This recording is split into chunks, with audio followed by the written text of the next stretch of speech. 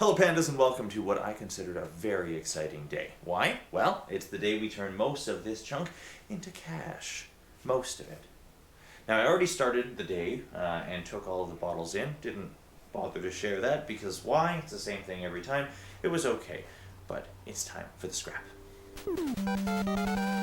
Now, I have been saving up all of my copper and brass to take advantage of a little trick that'll help me make a bunch more money, and I'll explain that in a bit. But first, we've got a little work to do. Where is the... So I've brought out a bunch of junk that I shouldn't be collecting at the house, but I have been. Two out here where it belongs. This bin is a mix of a lot of stuff for the Xbox 360 and other inside the house scrap sorts of things. I tried to auction off the whole pile of Xbox 360 stuff, but it turns out absolutely nobody wants it at all. Not even a little bit.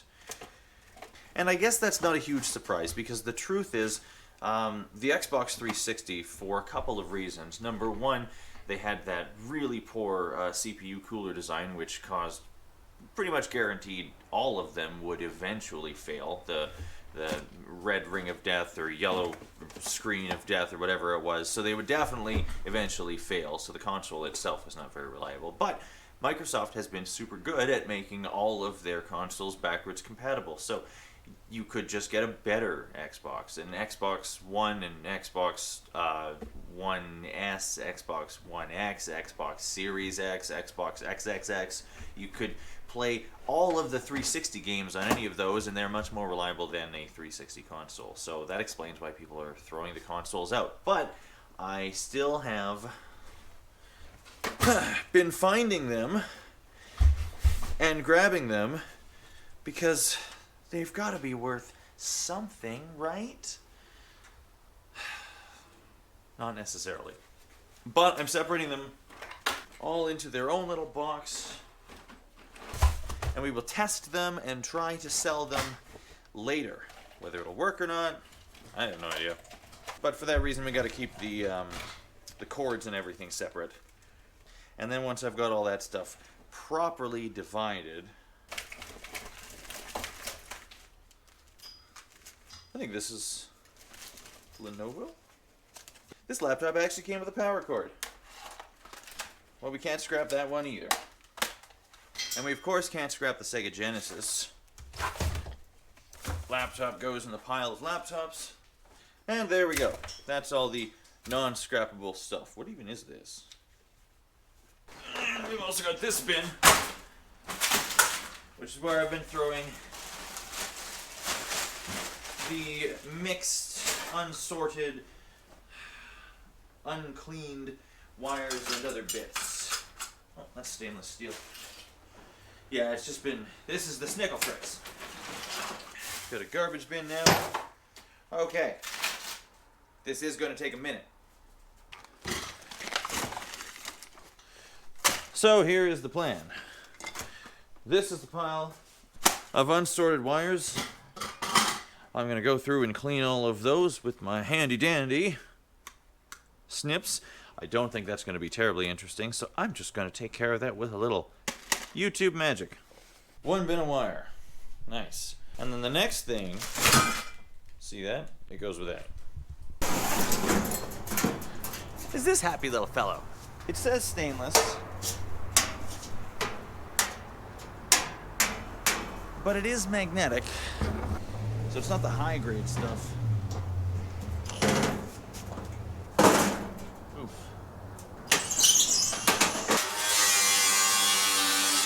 They're not even brass anymore, they're aluminum.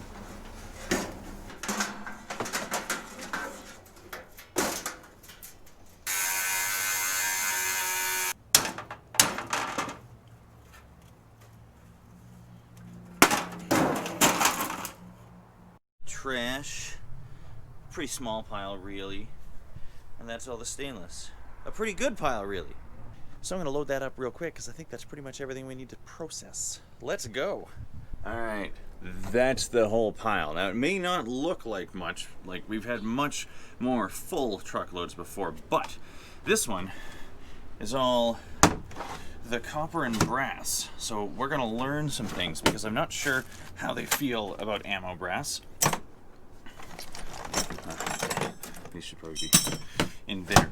And we're gonna try and get a better price for this one. Because 40 cents a pound from the last place? I think not. I think we can do better.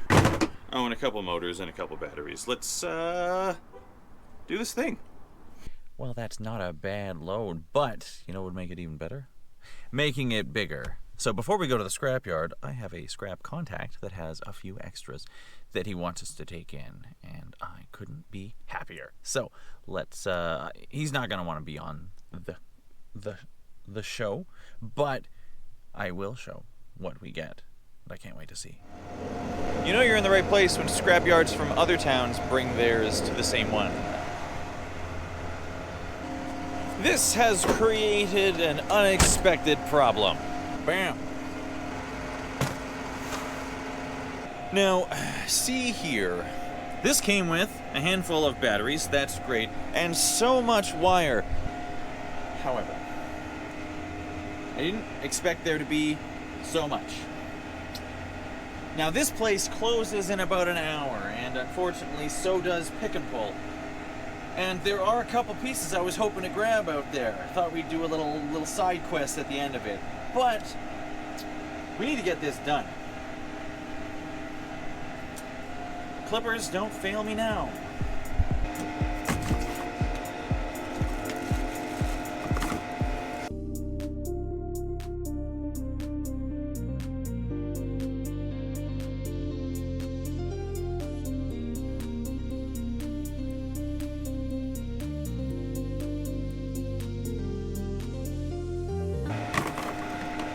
Just let you know how it goes.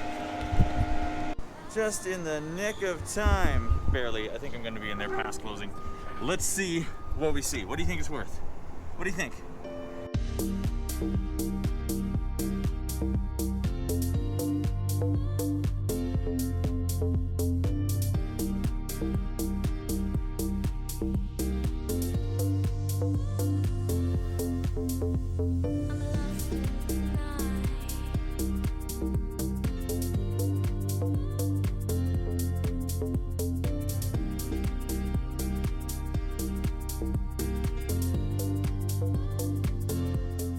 Well, that's that then.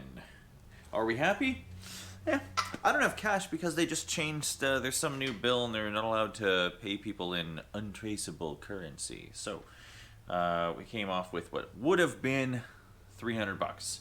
But I mentioned there was a trick to getting more money, and it's not something that everybody can use. Basically, this particular scrapyard sent out a coupon for 30 cents per pound bonus for all insulated copper wire and Bear Bright, but I didn't have any Bear Bright. So, how do we feel about that? Well, the thing is, I knew this before, but somehow I forgot just how much of a difference it made. This place likes their copper wire sorted, like really sorted, and they hit really hard on the lower grade. So hard that I only got 40 cents a pound for number 3 insulated copper wire, which was most of it. 133 pounds of that for $53.20. Now, that is made a little nicer by, well, first off, I had 6 pounds of number 1 and 22 pounds of number 2, and those came in at $2.90 respectively. That's two different prices. So that was an extra 30-something dollars. But the other place I would have gotten like 2, maybe 3, maybe 4 times as much for the number 3. Actually, hold on. Just wanted to do a quick price check on number 2 insulated copper wire. Like 150 pounds. Right, $1.30. Shall we do some math? That's brutal. So I like the other place because they just give you the number 2 price for pretty much everything. They do have slightly higher prices for the higher grades, but for the most part, it's not worth it. And this was a bit of an experiment, but how much did we miss out on? We got a total of $133.30 from this place, and that's including the 30 cents a pound bonus, and would have gotten $210 at the other place.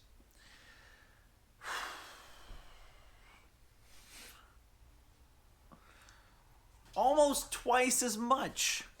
So that's why we call around. Holy cow. You know, for the first time ever, when I was sitting there with my stuff on the scale and we were talking prices, I actually wanted to pick it up and put it back in the truck.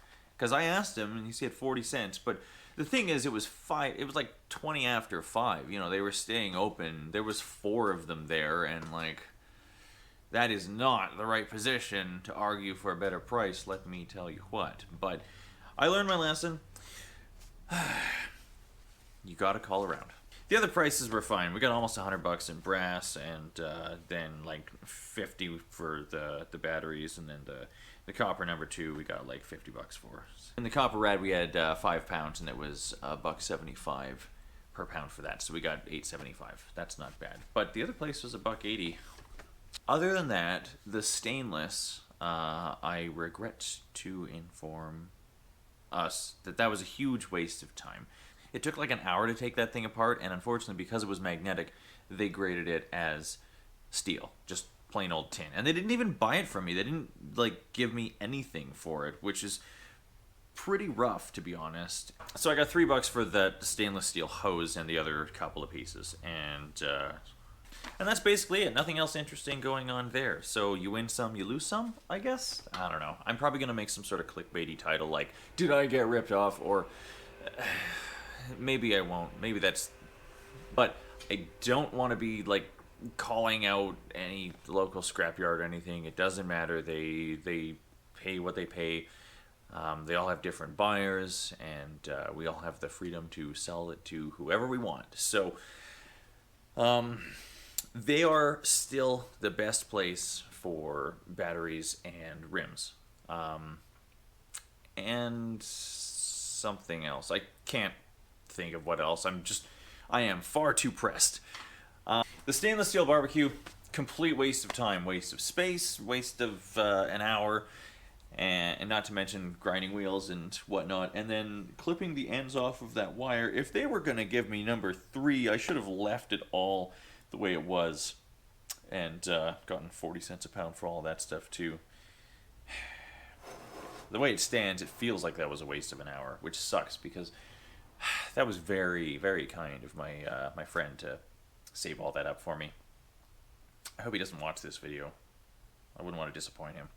Now, normally we would end it there, but there are a couple things to take care of still before we can call this week finished. Now, like I was saying, we need to test these printers. Now, the other one wouldn't connect for whatever reason. That's fine. It's got an attitude. This one did connect just fine. A little slow. But first off, we'll test if it can print at all.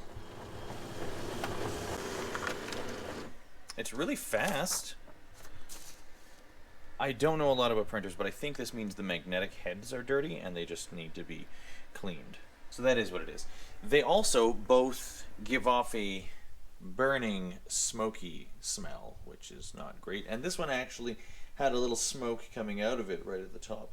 So I think it's probably just a matter of it all needing to be cleaned. And these inconsistent bands might just be because it's low on toner, but those little spots are definitely because it needs to be cleaned. So I may decide to clean that thing. May. Come on, baby. This one's doing nothing, and it's doing it real slow. Next! Alrighty. I just want to finish this on a bit of a win. I kind of think this one should be a fairly easy win.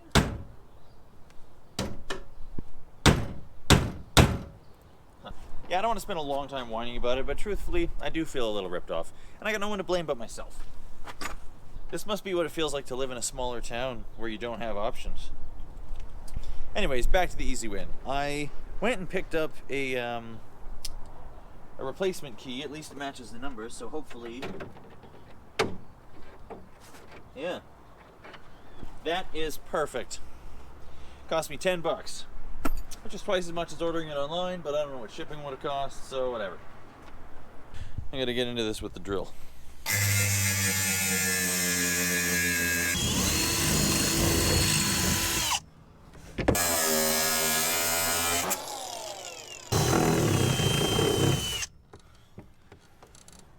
Basically, I need to get these rivets through there, and there's holes on the other side, but as you can see, they're kind of hanging down here, so I need to get in here and push this down and push the rivets in.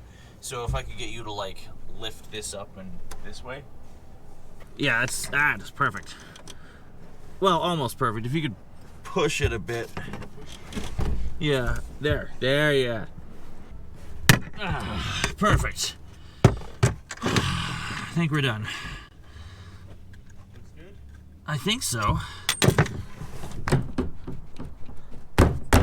Looks good to me. Cool.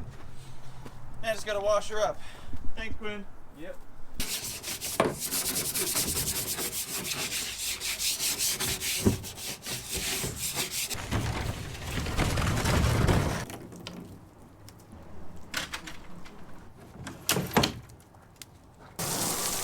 Well, total investment of $11 in some elbow grease, and we got ourselves one of these things. I'm gonna list that for $150 and see how it goes. I'm still super salted about what my haste cost me in the end, but it'll be worth it if one or two of you can learn from my mistake. So, as long as you have options to, as far as scrapyards are concerned. Anyway, I'm still writing this one down as a win because despite everything, we definitely came out on top. This was a really great week. Had a really good time. I'm not sure what we got planned for next week yet, but thank you for being a part of this one. As always, I hope you're leaving it better than you found it. Now keep doing the thing.